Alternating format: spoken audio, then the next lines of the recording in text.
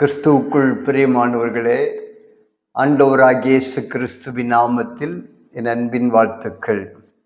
இன்றைக்கான இரட்சிப்பின் சத்தம் லூக்கா எழுதின நற்செய்தி நூல் 1ஆம் அதிகாரம் 37வது வசனம். தேவனாலே கூடாத காரியம் ஒன்றுமில்லை என்றார். ஆண்டவர் இன்றைக்கு உங்களை பார்த்து சொல்லுகிற வார்த்தை, என்னாலே கூடாத காரியம் ஒன்றுமில்லை. என்னாலே முடியாத காரியம் என்பது எதுவுமே இல்லை என்று கர்த்தர் உங்களை பார்த்து சொல்லுகிறார். இன்றைக்கு அநேக விதமாக நீங்க சிந்தித்து கொண்டிருக்கிறீர்கள். இந்த காரியத்தை என்னாலே செய்ய முடியுமா என்று யோசித்து கொண்டிருக்கிறீர்கள். இதெல்லாம் என்னால முடியாது, எங்க குடும்பத்தால இதெல்லாம் சாத்தியமாகாது என்று நீங்கள் ஒருவேளை யோசித்து சிந்தித்து அதை குறித்து நீங்கள் பேசி பேசி பயந்து போய் இருக்கலாம். இன்றைக்கு கர்த்தர் சொல்லுகிறார், என்னாலே முடியாத காரியம் என்பது எதுவுமே இல்லை.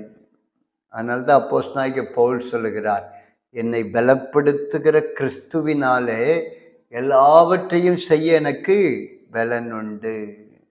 என்னுடைய சுய பலத்தினாலோ என்னுடைய சுய ஞானத்தினாலோ இதை செய்ய முடியாதுதான்.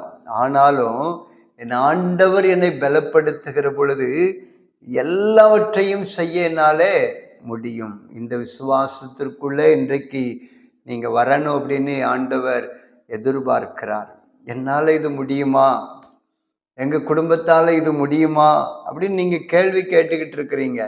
உங்களால முடியாத காரியம்தான், ஆனால் தேவனாலே முடியும். வேதத்தில் எழுதப்பட்டிருக்கிறது, மனுஷனால் கூடாதவைகள் தேவனால் கூடும். ஆண்டவராலே முடியாது என்பது எதுவுமே கிடையாது. இஸ்ரவேல் மக்கள் எகிப்திலிருந்து கானானை நோக்கி புறப்பட்டு வருகிற பொழுது பின்னாடி பார்வோனுடைய சேனைகள், ரதங்கள், குதிரை வீரர்கள் இவர்களை நெருக்கி கொண்டு வருகிறார்கள்.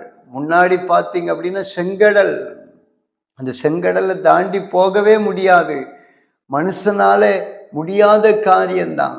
ஆனாலும் பாருங்க, ஆண்டவர் அந்த செங்கடலை ரெண்டாக பிளந்தார். ரெண்டாக பிளந்து ஆண்டவர் தம்முடைய ஜனங்களை நடத்தி சென்றார். பின்னாடி பார்வோனினுடைய படைகள், முன்னாடி செங்கடல். என்ன செய்வது? தப்பிக்க வழி இல்லாத ஒரு சூழ்நிலை. மனுஷனால ஒண்ணுமே முடியாது. பார்வோனுடைய படைகள் வந்து கொன்று போட்டிருப்பாங்க இஸ்ரவேல் மக்களை.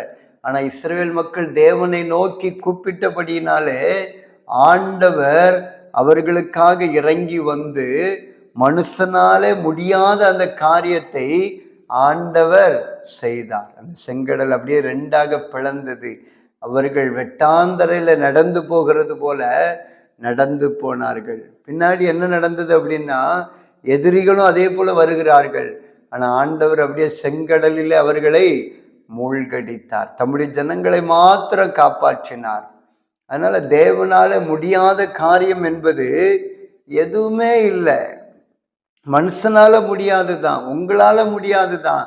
ஆனா உங்களால என்ன காரியம் முடியாம இருக்குதோ அது தேவனிடத்துல ஒப்புவீங்க. சங்கீதம் 37:5 சொல்லுகிறது, உன் வழிகளை கர்த்தரிடத்தில் ஒப்புவித்து அவர் மேல் நம்பிக்கையாயிரு, அவரே காரியத்தை வாய்க்க பண்ணுவார் என்று எழுதப்பட்டிருக்கிற அந்த வார்த்தையின்படி அவரிடத்துல ஒப்பு கொடுத்துட்டீங்க அப்படின்னா அவர் உங்களுக்கு முன்பாக போய் கோணலானவைகளை செவ்வையாக்கி உங்களை அற்புதமாக ஆச்சரியமாக நடத்துகிற தேவன். அவரால் முடியாது என்பது எதுவுமே கிடையாது. இஸ்ரவேல் மக்கள் யோர்தான் என்கிற நதிக்கு முன்னாடி இருக்கிறாங்க.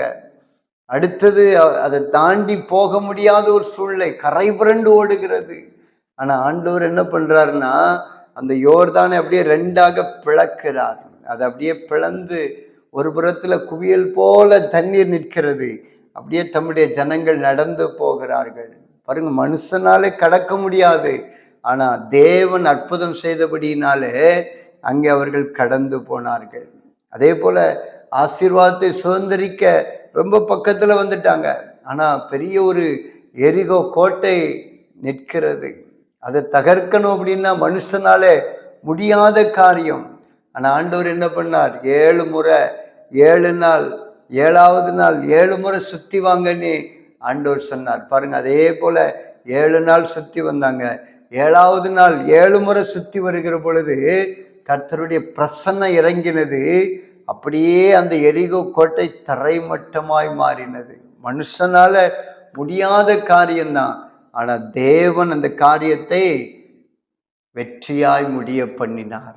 அதனால மனுஷனால கூடாத காரியம் தேவனாலே கூடும். அதனால தேவனாலே கூடாத காரியம் ஒன்றுமே இல்லை.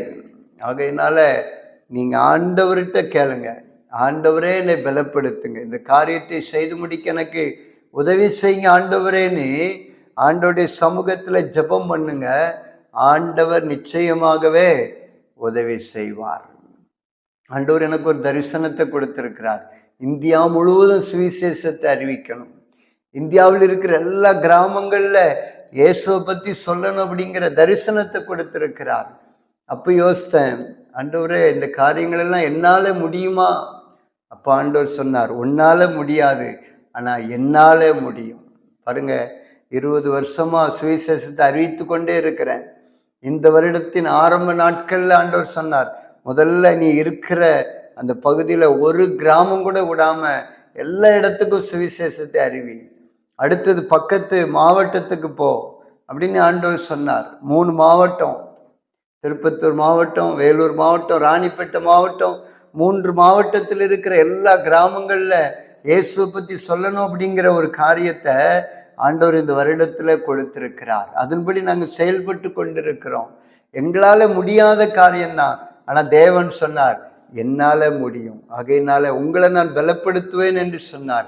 அதே போல உங்க வாழ்க்கையிலையும் ஆண்டவர் உங்களை பலப்படுத்தி உங்களால எல்லாம் முடியாத காரியங்களை ஆண்டவர் செய்ய வைப்பார். இந்த வருடத்துல எங்களால முடியாத காரியமா தான் இருந்தது, ஆனாலும் ஆண்டவர் இந்த வருடத்துல அநேக கிராமங்களை பட்டணங்களை சந்திக்க வழி நடத்தி கொண்டிருக்கிறார். ஆகையினால தேவனால கூடாத காரியம் ஒன்றும் இல்லை, எதுவுமே கிடையாது, எல்லாமே அவராலே ஆகும். ஆகையினால உங்க காரியங்களை ஆண்டவரிடத்துல ஒப்பு கொடுங்க, விசுவாசத்தோடு கூட காத்திருங்க.